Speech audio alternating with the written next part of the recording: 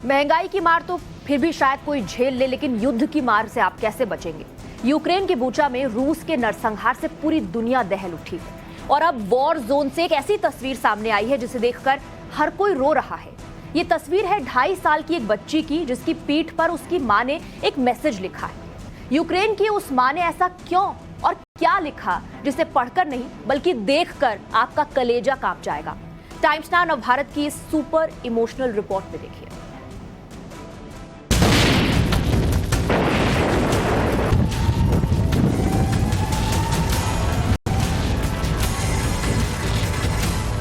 ये तस्वीर यूक्रेन युद्ध का सबसे दर्दनाक गवाह। ये तस्वीर यूक्रेन की सनक में हैवानियत की हवस की हदें पार कर चुके रूस की बर्बरता का सबसे बड़ा सबूत है। यूक्रेन में जंगी उन्माद के बीच ये एक तस्वीर युद्ध का नंगा सच है। आप कहेंगे ये एक तस्वीर ही तो है, ऐसा क्या है इसमें? तो इस तस्वीर में यूक्रेन पर रूस के सितम का सबसे बड़ा संदेश। ये तस्वीर युद्ध को तमाशा बनाने वाले उन टेलीविजन चैनलों के लिए सिर्फ एक वायरल इमेज भर है, लेकिन टाइम्स नाउ नवभारत के लिए ये तस्वीर इंसान के खिलाफ जंग की सबसे दर्दनाक, सबसे खौफनाक, दिल तोड़ देने वाली, कलेजा कपा देने वाली कहानी। ये तस्वीर यूक्रेन की एक नन्ही सी लड़की की, नाम है वेरा माकोवी, जो इसकी नंगी पीठ पर सबसे ऊपर लिखा है। नाम के नीचे इसके जन्म की तारीख लिखी है, 10 नवंबर 2019। करीब 2.5 साल की इस लड़की की पीठ पर नाम और नंबर सब कुछ लिखा है। क्या आप जानते हैं कि ये जो बच्ची डायपर पहने आपको दिख रही है, इसकी पीठ पर क्या लिखा है, किसने लिखा है और किस वजह से लिखा है? तो हम आपको बता दें कि ये इस बच्चे की पीठ पर जो कुछ भी लिखा है, इसकी मां ने ही लिखा है। और इसकी मां ने इस बच्चे की पीठ पर यह सब जानकारी इसीलिए लिखी है क्योंकि अगर रूस की तरफ से जो हमला हो रहा है, उस हमले में अगर उसकी मां की जान चली जाती है और अगर ये बच्ची बच जाती है, तो जिस किसी को ये बच्ची मिले उसे पता होना चाहिए कि ये कौन है और इसे कहां पर पहुंचाना है और कहां सुरक्षित इसे ले जाना है। इस एक फोटो ने पूरी दुनिया में तहलका मचा दिया। लोगों के रोंगटे खड़े हो गए हैं, हर किसी की आंखों से आंसू बरस पड़े हैं। इस वायरल फोटो को कीव की पत्रकार अनास्तासिया लैप्टिना ने ट्वीट किया है। तस्वीर के साथ वो लिखती हैं, यूक्रेनी माएं अपने बच्चों की बॉडी पर परिवार का नंबर लिख रही हैं। अगर वो मारी जाती हैं और बच्चे बच जाते हैं तो उन्हें सही ठिकाने पर पहुंचा दिया जाए। वेरी की मां ने सबसे पहले इस फोटो को इंस्टाग्राम पर शेयर किया था। इस मां ने दुनिया से अपना दर्द साझा किया कि कैसे जंग शुरू होते ही उन्होंने अपनी बेटी की पीठ पर कागज के टुकड़े पर सब कुछ लिख दिया था। रूस ने यूक्रेन में बम और बारूद से कैसी बर्बादी मचाई है, ये पूरी दुनिया देख चुकी है। लेकिन टाइम्स नाउ नवभारत ने आपको सबसे पहले उस बूचा का झकझोर देने वाला सच दिखाया, जिसे व्लादिमीर पुतिन की सेना ने बूचड़खाना बना दिया है। जो शहर कभी गुलजार था, उसे रूसी सेना ने जाते जाते कब्रिस्तान में तब्दील कर दिया, वीरान कर दिया। अब आलम यह है कि पूरा बूचा सैकड़ों कब्रों का जिंदा सबूत बन चुका है। जैसे यहाँ की तस्वीरों को हमने सबसे पहले आप तक पहुँचाया, वैसे ही हमारी टीम ने ग्राउंड जीरो से बूचा की दिल तोड़ने वाली रिपोर्ट भेजी। ये वॉर की एक डार्क साइड की इंडिकेशन है। यहाँ पर एक चर्च के बाजू आप देख सकते हैं कि बहुत सारे डेड बॉडीज़ को एक मास ग्रेव में डंप किया गया है। आप देख सकते हैं कि बॉडी बैग्स में लाशों को इधर डंप किया गया है। बहुत सारे जो लाश है बॉडी बैग्स के बिना भी इधर डंप किए गए हैं। और अभी यूक्रेनियन सरकार जो है वो बोल रही है कि ये एक इंडिकेशन है वॉर क्राइम्स की रशिया की। ये एक जेनोसाइड वो बता रहे हैं। ये जो आप दृश्य देख रहे हैं, ये एक जगह है जहाँ पर बहुत सारे लाश दिखाई दे रहे हैं। और बूचा टाउन में हमने देखा है कि जब मिलिट्री पहली बार अंदर गई थी, उनके फोटोग्राफर्स ने स्पॉट किया था कि रोड के करीब बहुत सारे डेड बॉडीज रोड में ही पड़े थे। बूचड़खाने में तब्दील बूचा की तबाही की तस्वीरें देख यूक्रेनी राष्ट्रपति वोलोदिमीर ज़ेलेंस्की भी रो पड़े। उन्होंने युद्ध से तबाह शहर की बर्बादी खुद बूचा जाकर देखी, बचे कुचे लोगों का दुख दर्द सुना, मदद के भरोसे पर मरहम लगाए और बूचा की हत्याओं को नरसंहार करार दिया। Що це військовий злочин, і це буде визнано світом як геноцид. Те, що ви сьогодні тут знаходитесь, бачите, що відбулось. Ми знаємо тисячі людей вбитих і закатованих з відрубаними кінцівками, зґвалтовані жінки, вбиті діти. Я думаю, що це більше, ніж... बूचा शहर से अब रूसी सैनिकों की वापसी हो चुकी है। रूसी सेना के बूचा छोड़ने के बाद यहां 410 निहत्थे लोगों की लाशें मिली। इनमें से ज्यादातर लाशों के हाथ बंधे थे, उन्हें बेहद करीब से गोली मारी गई थी। लाशों पर टॉर्चर के निशान अब तक मौजूद हैं।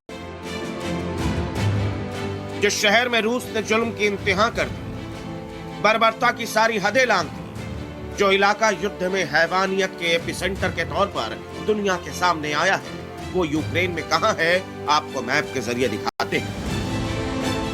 बूचा की बात करें तो बूचा यूक्रेन की राजधानी कीव से 50 किलोमीटर की दूरी पर है। 24 फरवरी को जब रूस ने यूक्रेन पर हमला किया था तो सबसे पहले कीव पर कब्जा करने के लिए बूचा पर ही रूस की जो आर्मी थी उसने डेरा डाला था और बूचा से ही नजदीक है होस्टमेल एयरपोर्ट। जब पुतिन की सेना इस एयरपोर्ट से कीव की राजधानी की ओर आगे बढ़ रही थी, वो भी बख्तरबंद गाड़ियों के साथ में, तो सबसे पहले कीव के आसपास बूचा ही वो जगह थी जहां पर रूस की सेना ने डेरा डाला था। लेकिन जब वो कीव की ओर बढ़ रहे थे तो उस वक्त उनका सामना हुआ यूक्रेन की सेना से और तब से लेकर अब तक यूक्रेन की सेना ने रूस की सेना को बूचा में ही रोक रखा है। आमने सामने की लड़ाई की जा रही है। 30 मार्च तक जितने भी लोग थे जो बूचा से निकल गए, उससे पहले रूस की सेना उनका नरसंहार कर रही थी, उन पर अत्याचार कर रही थी। जिस रास्ते से रूस की सेना बूचा में दाखिल हुई, टाइम्स नाउ भारत की टीम ने भी ठीक उसी एंट्री पॉइंट से रिपोर्ट भेजी। हम वो रास्ते पे खड़े हैं जहाँ पर डायरेक्टली बूचा की तरफ एंट्री होता है और यहाँ पर हम देख सकते हैं कि 360 डिग्री डैमेज हुआ है और सिविलियन प्रॉपर्टीज पे भी। आप मेरे जो पीछे एक घर था वो देख सकते हैं कि बिल्कुल ध्वस्त हो चुका है। सिर्फ घर नहीं, आप देख सकते हैं कि गाड़ियाँ जो खड़ी थी वो उस पर भी बहुत सारा डैमेज हुआ है और वो कम्युनिटी हॉल जो देख रहे हैं, बहुत बड़ा सा बिल्डिंग, उसका जो टॉप फ्लोर है वो उड़ाया गया था। आप समझ सकते हैं कि कैसी आर्टिलरी और कैसी आर्मरी यूज की जा सकती है ऐसे बड़े बिल्डिंग को उड़ाने के लिए। और यहाँ पर देख सकते हैं कि चारों तरफ जो रेजिडेंशियल हाउसेस हैं उन पे भी फायरिंग हुई थी। आप देख सकते हैं कि कुछ जो बालकनीज है वो उड़ गए हैं, उन आग जलाया गया था रेजिडेंशियल घरों के अंदर और चारों तरफ हम तबाही देख सकते हैं। और यहाँ पर 30 दिन के करीब फाइटिंग हुआ था।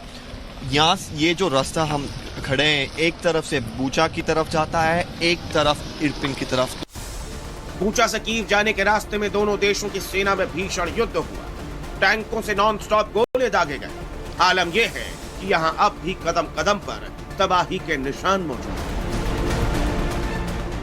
ये जो रास्ता बूचा की तरफ जा रहा है, यहाँ एक बहुत महत्वपूर्ण युद्ध हुआ था और ये युद्ध सिर्फ जो ग्राउंड ट्रूप्स है उनके बीच नहीं बल्कि बहुत सारे आर्मर्ड व्हीकल्स के बीच हुआ था। और आप देख सकते हैं ये पूरा जो इलाका है ध्वस्त हो चुका है और इसके बीच 6 से 8 आर्मर्ड व्हीकल्स सिर्फ एक रेडियस 100 मीटर्स के रेडियस में फैले हुए हैं और कंप्लीटली डिस्ट्रॉयड हो चुके हैं।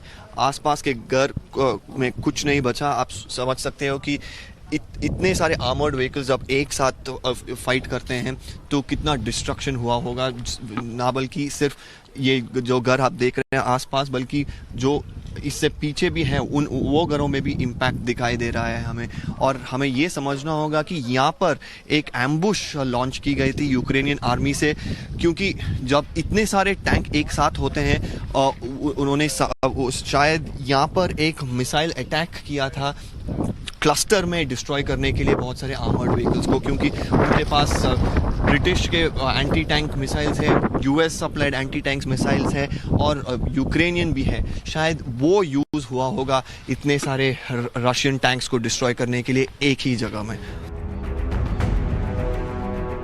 कहा तो यह भी जा रहा है कि यूक्रेनी लड़कियों से भी रूसी सैनिकों ने हैवानियत की। गैंग रेप किया गया और फिर मौत के घाट उतार दिया गया। बूचा के नरसंहार पर पूरी दुनिया का आक्रोश फूट पड़ा है। यूरोप से लेकर इंग्लैंड, अमेरिका तक के खिलाफ गुस्से का इजहार कर रहे हैं।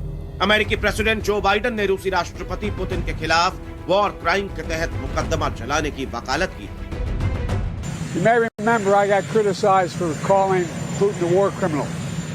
Well, the truth of the matter, you saw what happened to Bucha. This warrants him, he is a war criminal. But we have to gather the information. We have to continue to provide Ukraine with the weapons they need to continue the fight.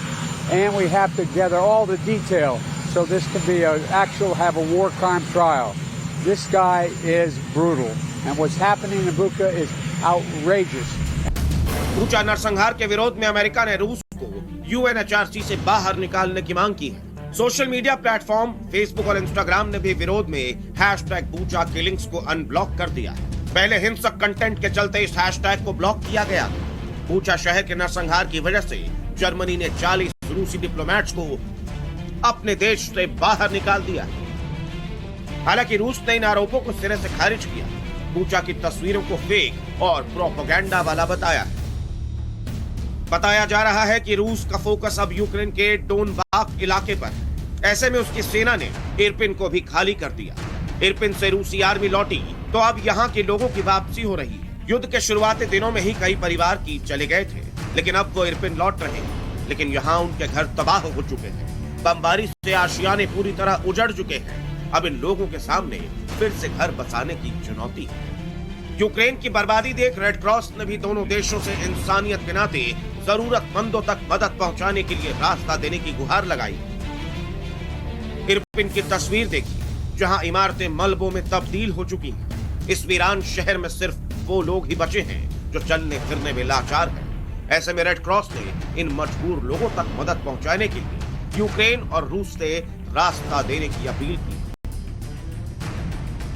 मौत का खौफ ऐसा है कि Ukraine से पलायन लगातार जारी है। जान बचाने के लिए हजारों यूक्रेनी देश के पूर्वी हिस्से से पश्चिमी इलाकों का रुख कर रहे हैं। ट्रेनें ठसाठस भरी हैं, दिल भर भी जगह नहीं है, लेकिन ये मजबूर यूक्रेनी किसी सूरत में महफूज ठिकानों तक पहुंचना चाहते हैं। जिनके पास अपनी गाड़ी है वो हाईवे से सफर कर रहे हैं, लेकिन शहर छोड़ने की हड़बड़ी ऐसी है कि हाईवे पर लंबा जाम लगा है। डोनेस्क के क्रेमाटोर्स्क की ये तस्वीरें हैं, जहां करीब 3 किलोमीटर लंबा जाम लगा है। यूक्रेन का दावा है कि रूस की सेना अब उसके पूर्वी इलाके पर बड़े हमले की फिराक में है। रूस अपनी युद्ध नीति लगातार बदल रहा है। हर बीतते दिन के साथ युद्ध विराम की उम्मीद धुंधली पड़ती जा रही है। ऐसे में इस युद्ध का अंत कब होगा कोई नहीं जानता। यूक्रेन के बूचा शहर से दीपक बोपन्ना के साथ bureau report, times now, Navbharat.